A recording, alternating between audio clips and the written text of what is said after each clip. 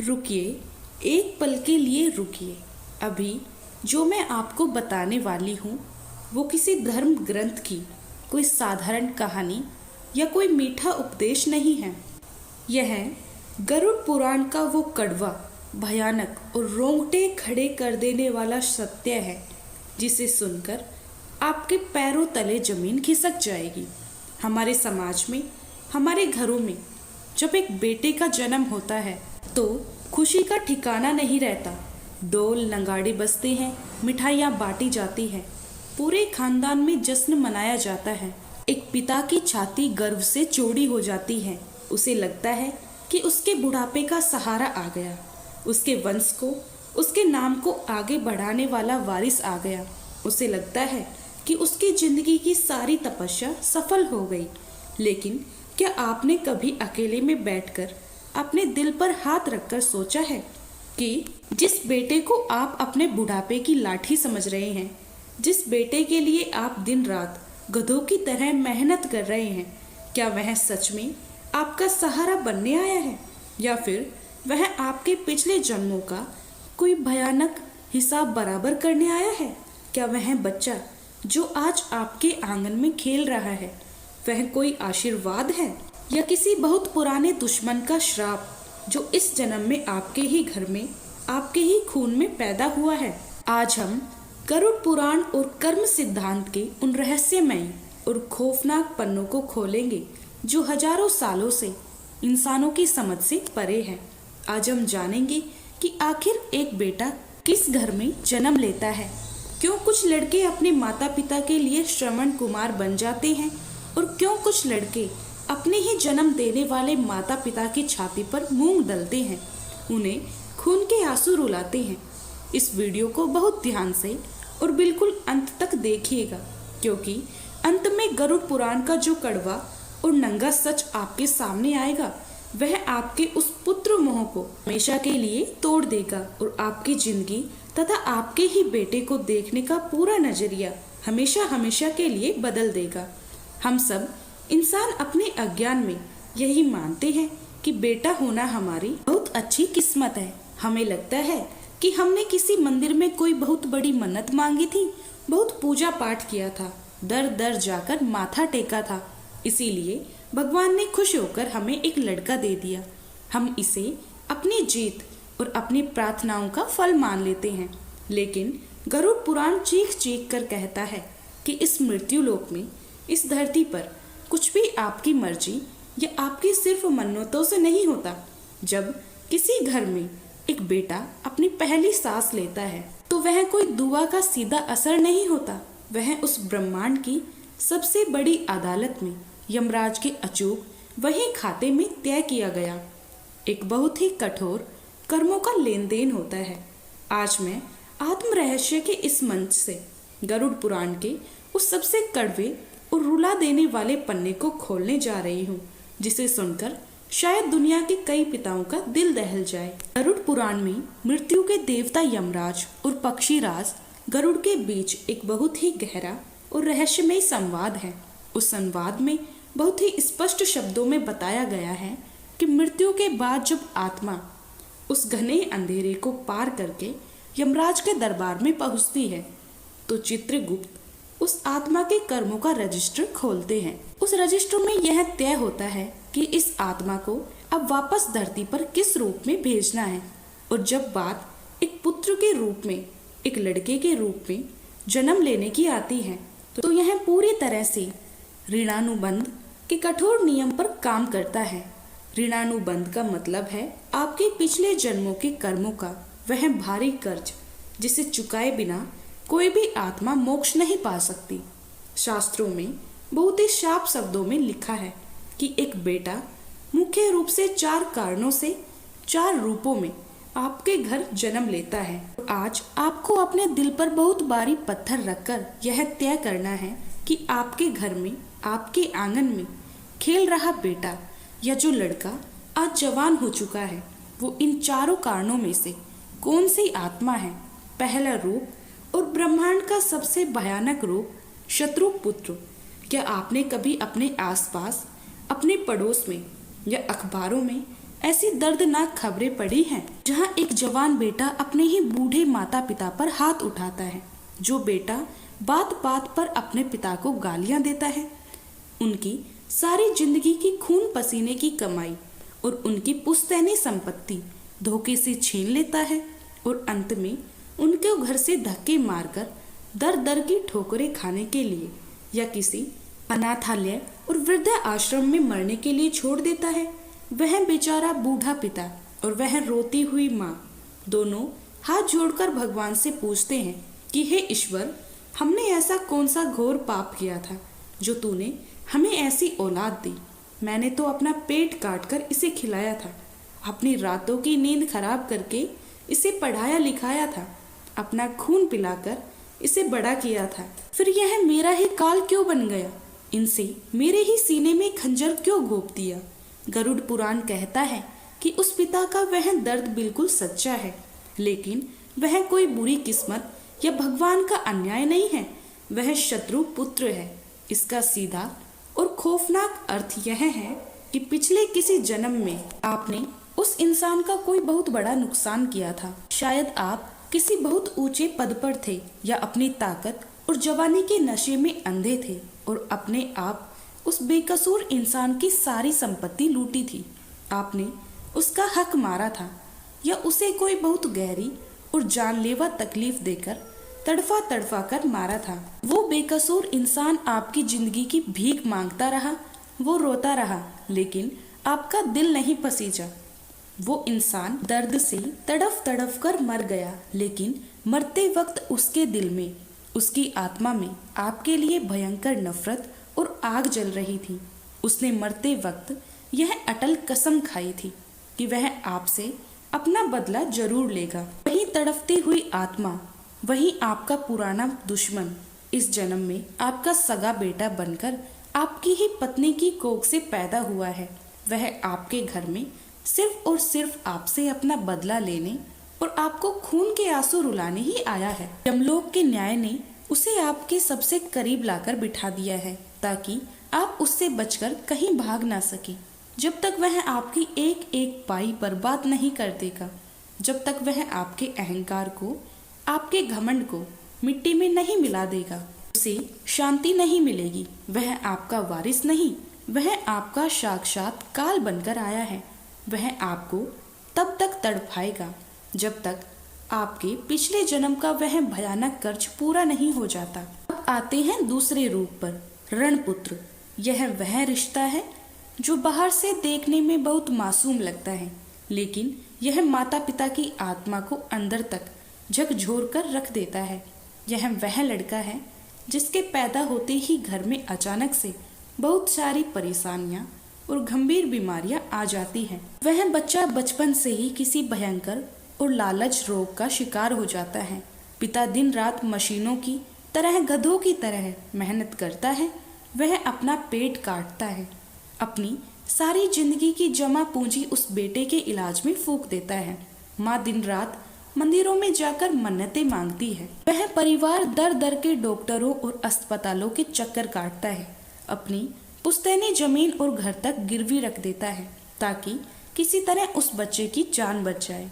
पर फिर एक मनहूस दिन आता है, डॉक्टरों के हाथ खड़े हो जाते हैं और वह लड़का, वो प्यारा सा बेटा, उन माता पिता को रोता बिलखता चीखता हुआ छोड़कर हमेशा के लिए मौत की गहरी नींद सो जाता है। घर में एक भयानक मातम छा जाता है। माता पिता जीते जी लाश बन जाते हैं। पूरी दुनिया कहती है कि भगवान ने इन सीधे और अच्छे लोगों के साथ बहुत बड़ा अन्याय किया है। इतने अच्छे माता पिता को भगवान ने इतना बड़ा दुख क्यों दिया? लेकिन गरुड़ पुराण की उस सच्ची और निष्पक्ष अदालत में भावनाओं की कोई जगह नहीं होती, वहाँ कोई अन्याय नहीं होता। यह अरणी पुत्र का कर्म बंधन था। इसका मतलब यह है कि पिछले जन्म में उस माता पिता ने या उस परिवार ने उस आत्मा का बहुत सारा पैसा खाया था। कोई ऐसा धन, कोई ऐसा कर्ज वह बेईमानी से पचा गए और चुका नहीं पाए थे। इस जन्म में वह आत्मा उनका सगा बेटा बनकर आई। उसे अपने हिस्से का वह सारा पैसा, वह सारा कर्ज आपके आंसुओं और आपकी पाई पाई के रूप में, अस्पतालों के बिल के रूप में वसूला। और जैसे ही चित्रगुप्त की डायरी में वो हिसाब पूरा हुआ, वो कर्ज चुकता हुआ, वो रिश्ता उसी पल शमशान की राख में बदल गया। वह आत्मा एक पल भी ज्यादा आपके घर में नहीं रुकी। वह अपना लेन देन पूरा करके हमेशा के लिए चली गई। तीसरा रूप होता है सेवक पुत्र। इस कलयुग में यह रूप बहुत कम देखने को मिलता है, लेकिन जब यह होता है तो लोग मिसालें देते हैं। कभी कभी किसी घर में कोई बेटा बिल्कुल श्रवण कुमार जैसा पैदा होता है। वह बचपन से ही अपने माता पिता का बहुत आदर करता है। वो दिन रात उनकी सेवा करता है। वो खुद फटे कपड़े पहनने लगा, आधी रोटी खा लेगा, लेकिन अपने माता पिता को दुनिया की हर खुशी देने की कोशिश करेगा। उनके बीमार होने पर वह अपनी रातों की नींद उड़ा देता है। वह बिना किसी घिन के, बिना किसी शिकायत के उनके मल मूत्र तक अपने हाथों से साफ करता है। वह अपनी इच्छाओं का, अपने सपनों का और कभी कभी तो अपनी शादी तक का गला घोट देता है, लेकिन अपने बूढ़े माता पिता को कभी अकेला नहीं छोड़ता। यह वह महान आत्मा है जिस पर आपने पिछले किसी जन्म में कोई बहुत बड़ा और निस्वार्थ उपकार किया था। शायद आपने किसी जन्म में उनकी जान बचाई थी, उसे भूखे मरने से बचाया था, या उसे किसी भयंकर संकट से बाहर निकाला था। वो आत्मा उस महान उपकार को भूली नहीं थी। वह आत्मा इस जन्म में आपके घर आपका आज्ञाकारी बेटा बनकर आपके उस पुराने प्यार का कर्ज चुकाने, आपके बुढ़ापे की एक मजबूत लाठी बनने और आपकी निस्वार्थ सेवा करने आती है। वह आपको सुख देने आती है। और अंत में आता है चौथा रूप, धर्मपुत्र। यह इस धरती पर इस कलयुग के समय में लाखों या करोड़ों में किसी एक घर में जन्म लेता है।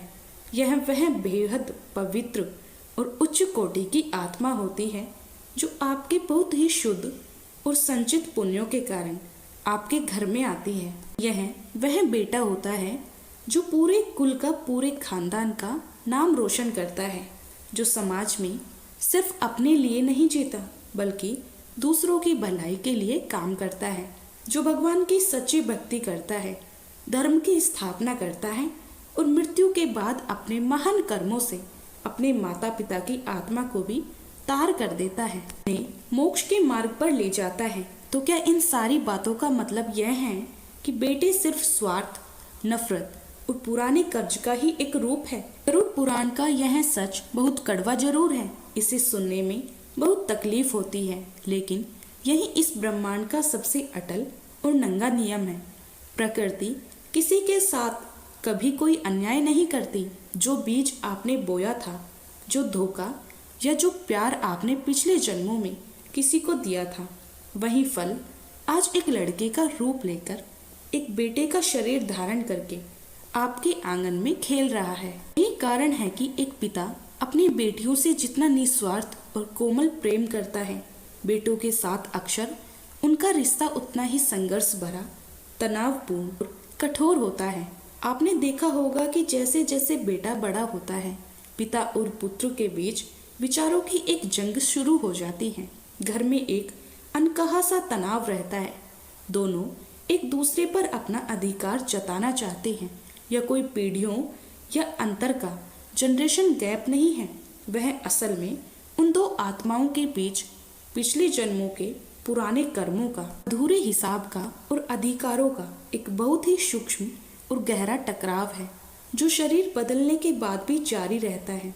अब यहाँ पर दुनिया का सबसे बड़ा, सबसे गहरा और डरावना सवाल पैदा होता है।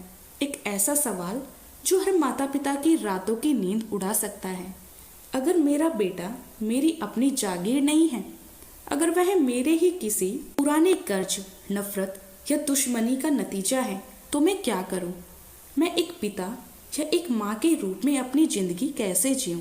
क्या मैं अपने बेटे से प्यार करना छोड़ दूं? क्या मैं उसे पराया समझकर अपने ही घर से निकाल दूं? क्या मैं उसकी परवाह करना बंद कर दूं?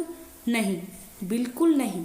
गरुड़ पुराण, हमारे प्राचीन शास्त्र या भगवान श्री कृष्ण की पवित्र गीता आपको कभी भी कायरों की तरह अपने रिश्तों से भागने के लिए नहीं कहती। यह आपको अपने कर्तव्यों से मुंह मोड़ने की शिक्षा नहीं देती, बल्कि वह आपको अज्ञान की उस गहरी नींद से जगाने का काम करती है।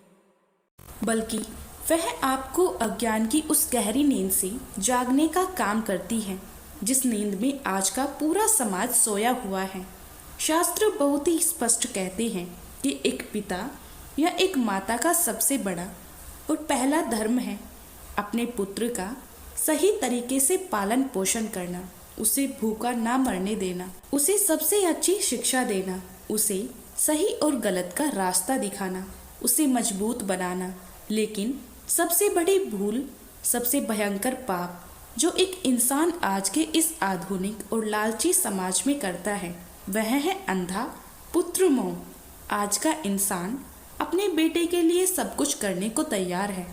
आप अपने बेटे को राजा बनाने के लिए अपना ईमान बेच देते हैं। आप दूसरों को धोखा देकर, गरीबों का हक मारकर, बेईमानी और भ्रष्टाचार करके करोड़ों का धन कमाते हैं, ताकि आप अपने बेटे के लिए एक आलीशान महल बना सकें। आप सोचते हैं कि यह मेरी दौलत मेरे वंश को आगे बढ़ाएगी, मेरे बुढ़ापे में काम आएगी और मेरा बेटा पूरी जिंदगी ऐश करेगा।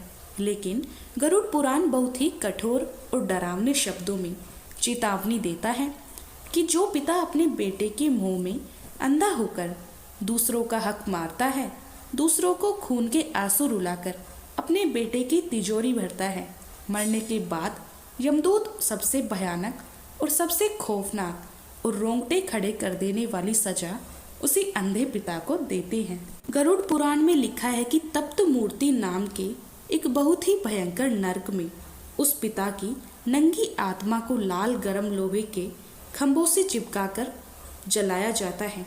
वो तड़पता है, चीखता है, लेकिन कोई उसे बचाने नहीं आता।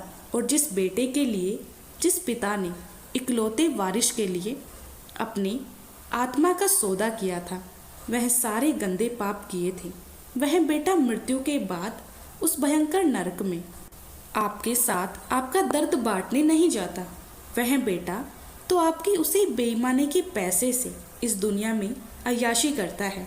वह आपके मरने के कुछ दिन बाद ही आपकी चिता को आग देकर शमशान से नहा धोकर वापस आता है और अपने काम धंधे में, अपनी जिंदगी की दौड़ में वापस लग जाता है। आपके पापों का बोझ, आपके दुखों का पहाड़ सिर्फ और सिर्फ आपकी अकेली आत्मा को युगों युगों तक भुगतना पड़ता है। उस पाप के खाते में आपका बेटा कभी हिस्सेदार नहीं होता। मित्रों, गरुड़ पुराण का यह कड़वा और आंखें खोल देने वाला सच हमें यह समझाता है कि बेटा कोई आपकी खरीदी हुई जागीर नहीं है। वह कोई ऐसी संपत्ति या प्रॉपर्टी नहीं है जिस पर आपका हमेशा के लिए हक है। वह एक बिल्कुल स्वतंत्र और आजाद आत्मा है जो अपने पिछले जन्मों के लेन देन पूरे करने के लिए आपकी एक अलग यात्रा, अपना एक अलग सफर तय करती है और आप सिर्फ उसे इस दुनिया में लाने का एक साधन है, एक माध्यम है। अपने बेटे से बेइंतहा प्यार कीजिए, उसे बेहतरीन संस्कार दीजिए, उसे दुनिया की हर खुशी देने की कोशिश कीजिए। जब तक आपके शरीर में जान है, अपने पिता होने का या माँ होने का हर धर्म निभाइए, लेकिन अपनी आत्मा को, अपने मोक्ष को और अपनी आंतरिक शांति को उस पुत्र मोह के लोहे के पिंजरे में मत कैद कीजिए। अपने मन में यह झूठी और खोखली उम्मीद मत पालिए कि वह हमेशा आपका कर्जदार रहेगा, वह हमेशा आपकी हाँ में हाँ मिलाएगा, या उसे आपके बुढ़ापे में आपकी सेवा करनी ही पड़ेगी। जिस दिन आप अपने बेटे से सारी झूठी उम्मीदें छोड़ देंगे, जिस दिन आप उसका पालन पोषण सिर्फ अपना पवित्र कर्म समझकर बिना किसी स्वार्थ और बिना किसी फल की चिंता किए करेंगे, उसी दिन उसी पल आप उस ऋणानुबंध के खौफनाक और जानलेवा चक्रव्यूह से हमेशा के लिए आजाद हो जाएंगे। आपकी आत्मा को वह मोक्ष मिल जाएगा जिसे पाने के लिए ऋषि मुनि जंगलों में भटकते हैं। और एक बहुत जरूरी बात जिसे आज के समय में हर उस इंसान को सुनना चाहिए जो अपने ही घर में दुखी है। अगर कोई बेटा आज अपने बूढ़े माता पिता को रोज रुला रहा है, उसे बात बात पर बेइंतहा दर्द दे रहा है, उनका अपमान कर रहा है, तो हे पिता, हे माता, आज अपने आंसू पोंछ लीजिए, अपनी किस्मत को रोना बंद कीजिए, उस भगवान से शिकायत करना और उस बेटे को कोसना बंद कीजिए। बस शांत मन से एक गहरी सांस लेकर अपने हाथ जोड़िए और उस ऊपर वाले से कहिए, हे ईश्वर, हे परम पिता, मेरा जो भी पिछले जन्म का भारी कर्ज था, जो मैंने इसका बुरा किया था, जिसका बदला यह मुझसे आज ले रहा है, वो आज मैंने अपने इन आंसुओं से, अपने इस अपमान से पूरी तरह चुका दिया। मेरा हिसाब आज बराबर हुआ। अब मेरी कर्मों की फाइल बंद कर मेरी आत्मा को इस दर्द से, इस पुराने और सड़े हुए बंधन से हमेशा के लिए मुक्त कर। जिस दिन आप यह कह देंगे, आपके अंदर की सारी लड़ाई खत्म हो जाएगी। आज हमने गरुड़ पुराण के उस सबसे गहरे, सबसे डरावने और सबसे कड़वे सत्य को छुआ है, जिसे पूरी तरह से स्वीकार करने में इंसानों की पूरी जिंदगी निकल जाती है। वह बुढ़ापे की दहलीज पर पहुंच जाते हैं, फिर भी वह अपने बच्चों के मोह से बाहर नहीं आ पाते। हमने आज जाना कि बेटा केवल आपका वंश बढ़ाने वाला कोई वारिस नहीं है, बल्कि वह आपके अपने ही कर्मों का सबसे सटीक, सबसे क्रूर और सबसे सच्चा हिसाब किताब है, जो आपके आंगन में खड़ा है। अगर आज आपके घर में बेटा है तो उसे सिर्फ हार्ड मांस का शरीर समझना बंद कर दीजिए। उसे एक पवित्र आत्मा के रूप में देखिए, जो आपकी यात्रा है। उसे मोह की भारी जंजीरों में बांधकर उसके और अपने पंख मत काटिए। और अगर आपका बेटा सच में आज आपकी सेवा करता है, आपके बुढ़ापे में आपके साथ खड़ा है, आपका पूरा सम्मान करता है, तो रोज सुबह उठकर उस भगवान का शुक्रिया अदा कीजिए कि आपका पिछला जन्म बहुत ही ज्यादा शुद्ध और पुण्य वाला है।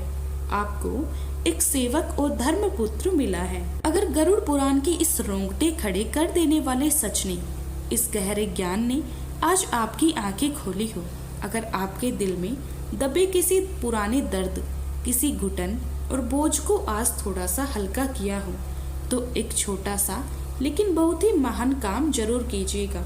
यह वीडियो अभी इसी वक्त हर उस पिता, हर उस माता को साझा कीजिएगा जो आज अपने पुत्र के मोह में पूरी तरह अंधे हो चुके हैं, जो अपने कर्म बिगाड़ रहे हैं। और खास तौर पर उस इंसान को जरूर भेजिएगा जो आज अपने ही पुत्र के दिए हुए किसी गहरे दर्द में अकेले कमरे में बैठकर आंसू बहा रहा है।